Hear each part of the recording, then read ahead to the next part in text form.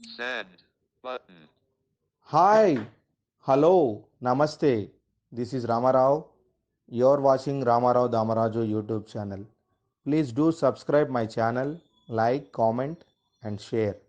Friends, with the help of Humanity Organization, I am giving information regarding groups in my channel. I thank Humanity Organization for giving me this opportunity to post these kind of videos in my channel. Thank you so much. If I talk about Humanity Organization, they are working for visual impaired persons. They are doing in 13 countries across the world. They are providing scribes for visual impaired. They are giving audio materials. They are giving study materials. They can provide you at in any language like English, Telugu, Tamil, Malayalam, etc.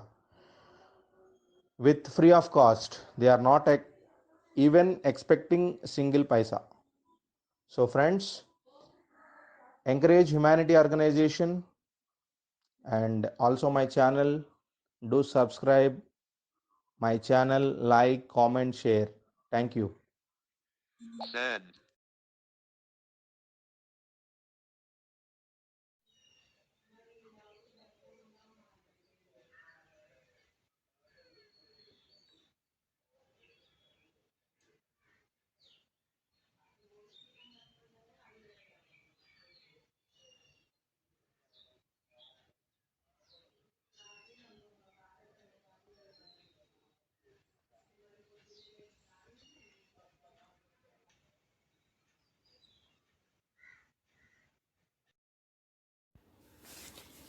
The experience of craft work. It is easy to say that the work involved in any craft is mainly of a manual kind, in the sense that craft work is done with the help of physical effort on our part. When we make a small diya of clay or a garland of flowers, mala, our eyes and hands are actively engaged. However, if we look at this kind of work more deeply, we will notice that it is not purely manual. A great deal of mental attention is required at every stage, and at certain points, we must concentrate on what we are doing, otherwise, the mala we are making may not turn out well. Each flower has to be accommodated in the mala with care and concern for its individual character, size, and color. It must have space, good company, and the needle must pierce it without injury.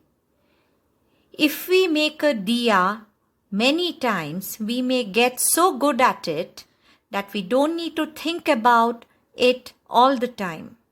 In other words, we get so skilled at this work that our hands and eyes carry on without conscious decisions being made by the mind.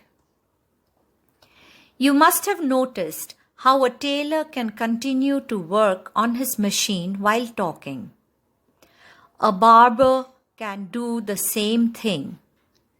But even a highly skilled tailor or barber does pay attention to what he is doing if he does not want to make mistakes. Perhaps what happens is that the mind and the body together enter into a rhythm, RHYTHM, of work. Certain decisions which are of a routine kind get taken without too much thought, hence the person can keep talking while his hands are working. But at certain moments when something crucial, CRUCIAL,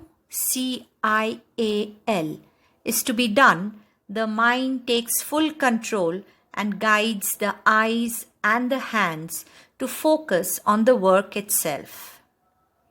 This remarkable unity of body and mind in craft work is what makes it a pleasant and deeply satisfying experience.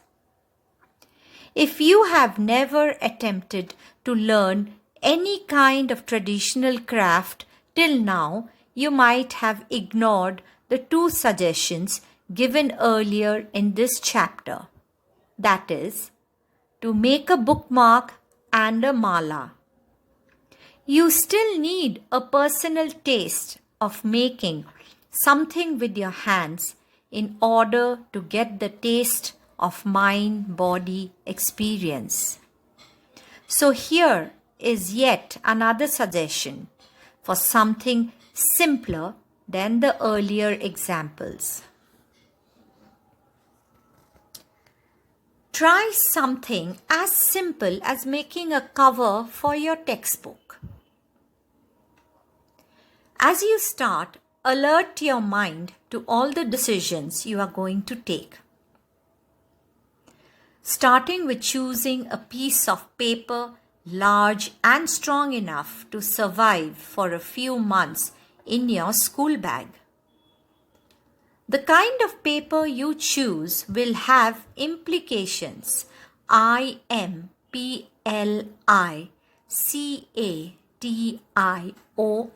implications. Not only for the number of months the cover will last, its longevity, longevity, but also for the neatness of the folds, the sharpness of the corners, and of course for the attraction that any design or picture might have on the side, which will wrap the front cover of the book. If you select a page from an old newspaper to cover your textbook, its size may be convenient, but the neatness of the folds will suffer because the paper used as newsprint is rather thin and tears easily if you fold it along a sharp line. Brown paper used for wrapping or making parcels may be more suitable. Following this decision about the material to be used, you will need to think about the length and width of the piece, depending on how much paper you want to allow inside the cover when you fold it along the book's own cover. At the corners, you can choose a simple fold or a somewhat complex fold. This kind of fold, which doubles up the paper, not only gives strength to the corners, but also looks more attractive when you open the book. Why do corners need greater strength? As a user of textbook since childhood, you can easily answer this question. This example should suffice, SUFFICE, to indicate how many decisions are involved in any manual work if it aspires to achieve as much perfection as possible. You can now appreciate the role that a long and sustained tradition in any specific craft plays. If a craft has lived for a few hundred years, many of the decisions required to practice it will have been taken by several generations of people who lived before us. These decisions have now become the basic knowledge of that craft.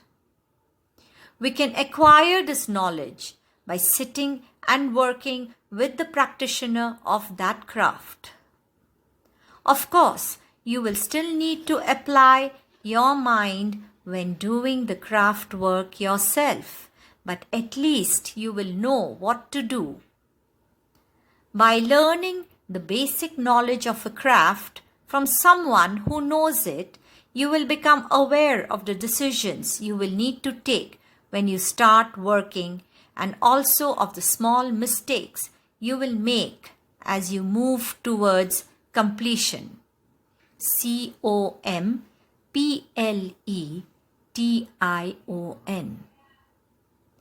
The mistakes will not hurt you the way mistakes in an examination of mathematics or language do.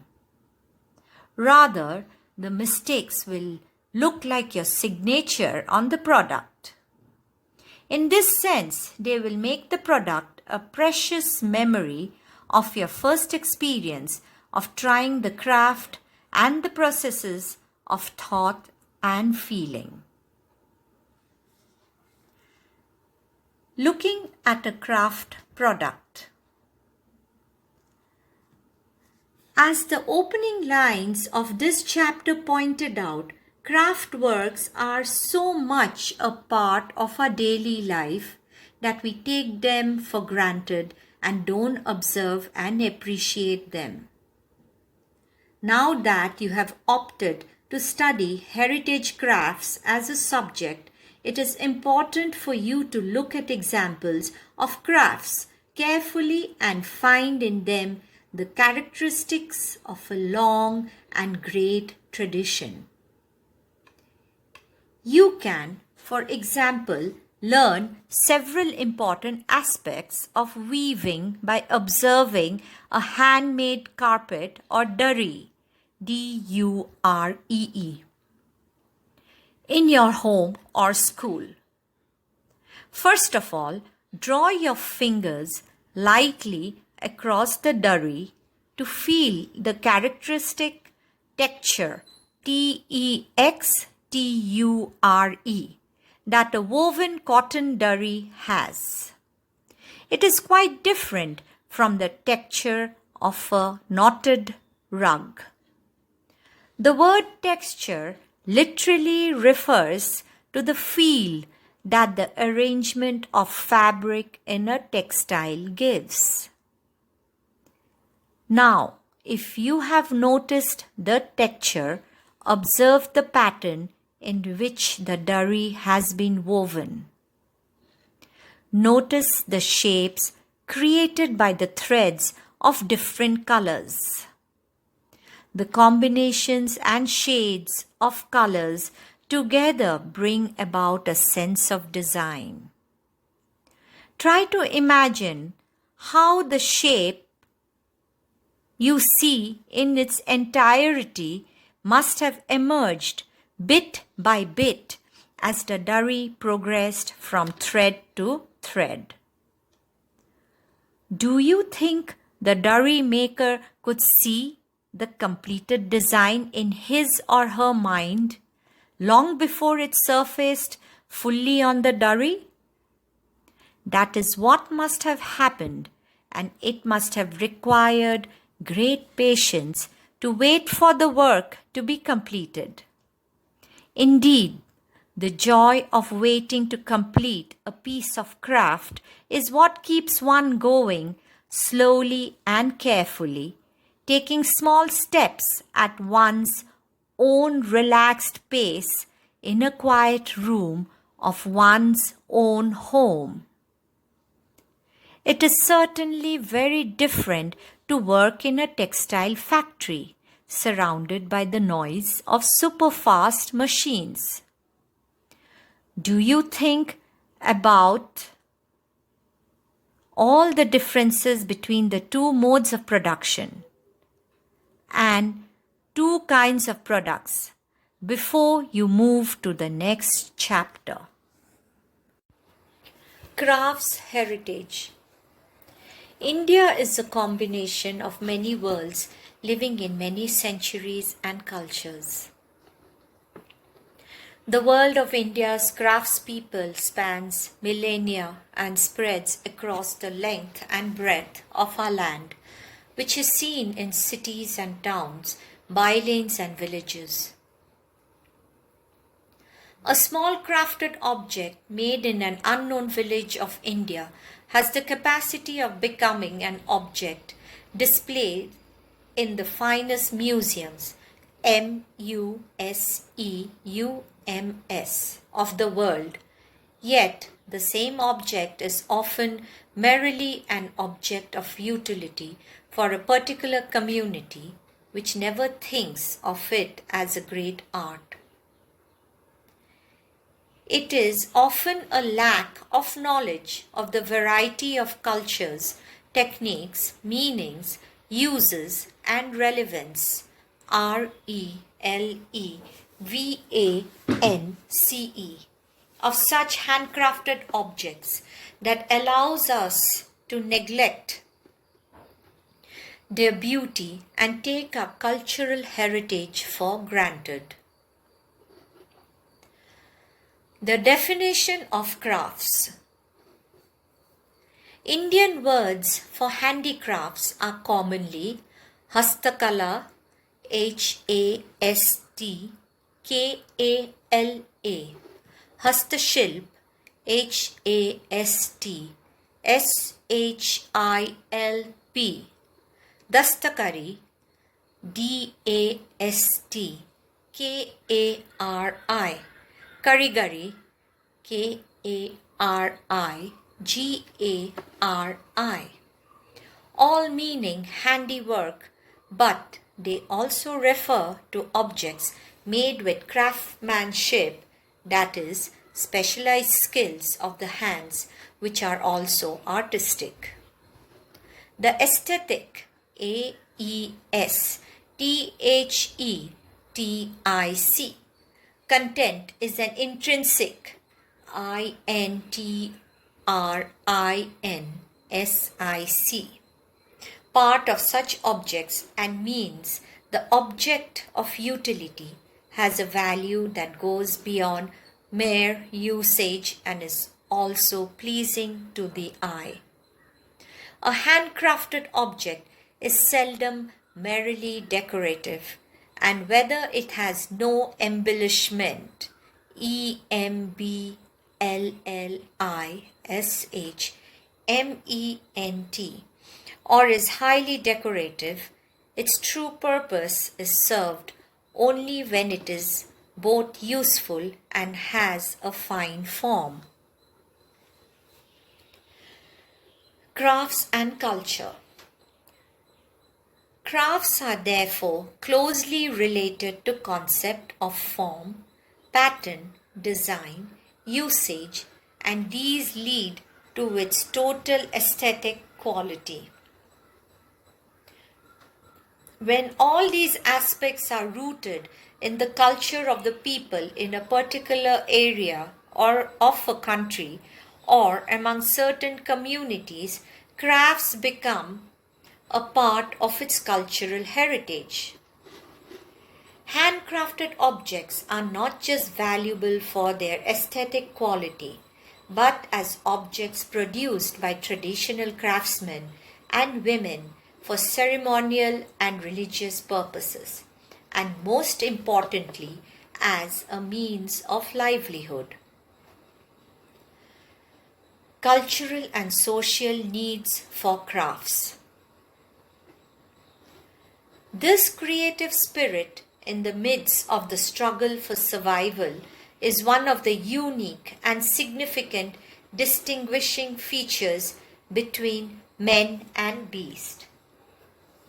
Why else do the forest communities even today lay so much store by painting the inside or outside of their homes, or adorning ADORNING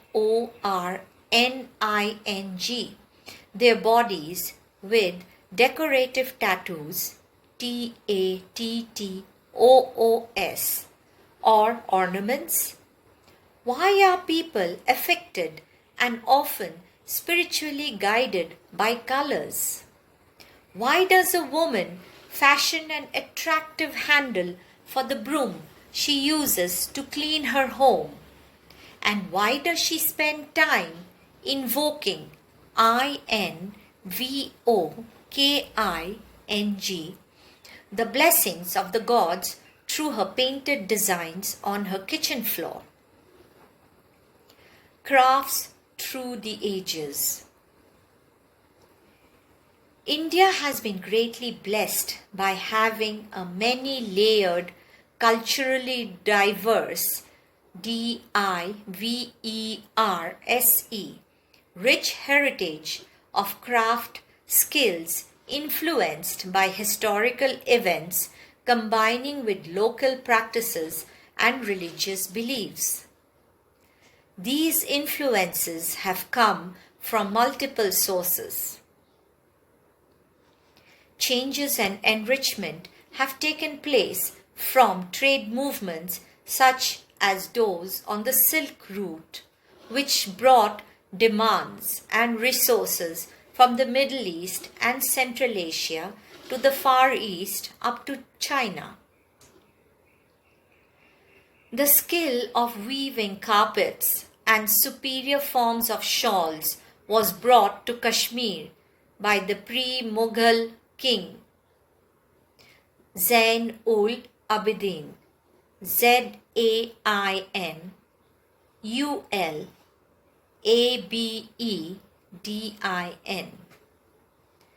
Persian artisans enriched carpet weaving and shawl making according to the needs of Indian courts. On the other hand, the static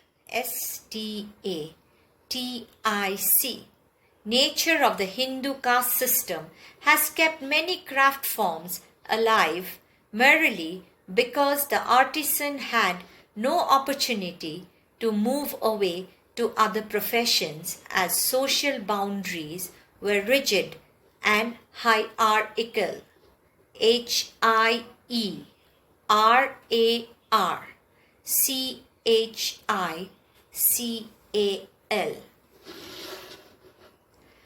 The courts of various Maharajas encouraged excellence, EXCELLENCE,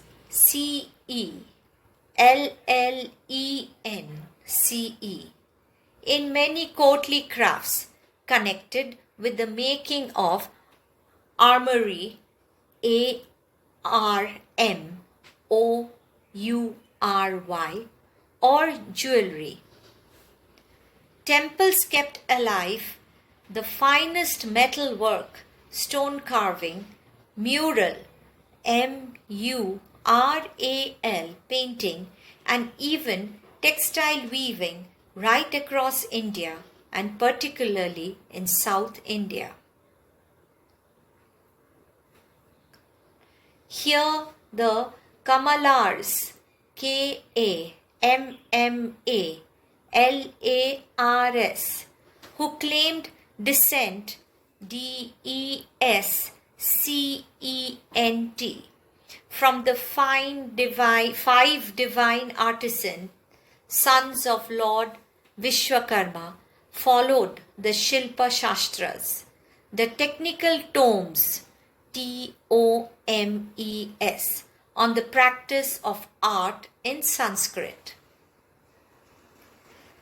The high priest among the artisans follow these rules even today when creating large vessels out of metal alloys, ALLOYS, for temple use. The element of religiosity in the practice of craftwork spans many regions and communities, since the practice of their art is seen as a striving for the ideal through the dedication of their skill to the gods. It is seen as man's process of reaching the epitome, EPITOME, of his own capability in the pursuit of excellence, and doing this by dedicating it to a higher being in the spirit of worship. The silken temple cloths in South India are woven to drape the stone images of the gods, and the Gharchola, GHARCHOLA, and Patola, PATOLA, of Gujarat are mandatory purchases for a trousseau, Troussseau, and are valued highly partly because the weavers belong to high caste families. Even old and torn pieces are used to cover religious objects in the prayer room of a house. Tribal crafts. Tribal communities comprise about 8% of the population of India. Spread out in different parts of the country, they have continued with ancient cultural practices related to their specific ways of life. In Jammu and Kashmir, the Gujars, Gujars, and Bakarwals,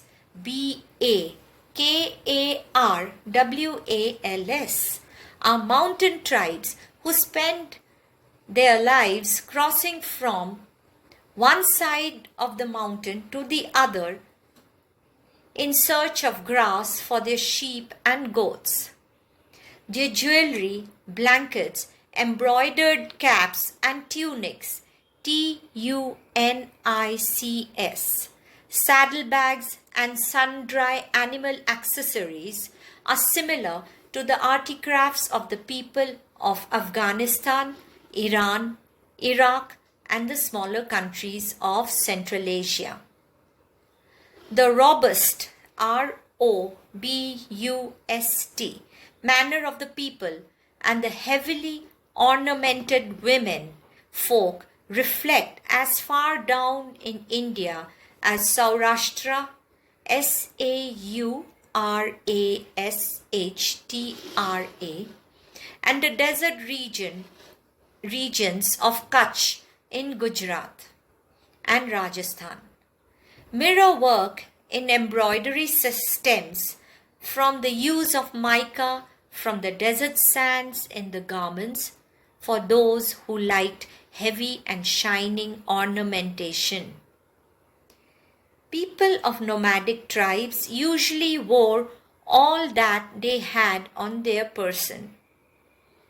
They found that the sun reflected in the mica, making this an accessory that embellished their garment suitably without any cost. Each group developed its own style of embroidery, and it is this that can still be clearly seen in the many communities that inhabit the western region of India. Both the identity of the tribe and the marital status of a woman are embedded in the style of the embroidery, and the color and cut of the upper bodies, BODICE, worn by its women. As communities move in search of greener pastures, PASTURES, for their sheep, cattle, and camels across desert sands, a mere glance is enough to identify their tribe and profession. The various tribes inhabiting the northeast of India live among the rich bamboo forest where the finest quality of skill in the weaving of bamboo, cane, and other wild grasses can be seen. The group links itself culturally to the people of Myanmar, MYANMAR, Thailand, Indonesia, Vietnam, and even Japan and China, where mat weaving and basketry are of the highest quality.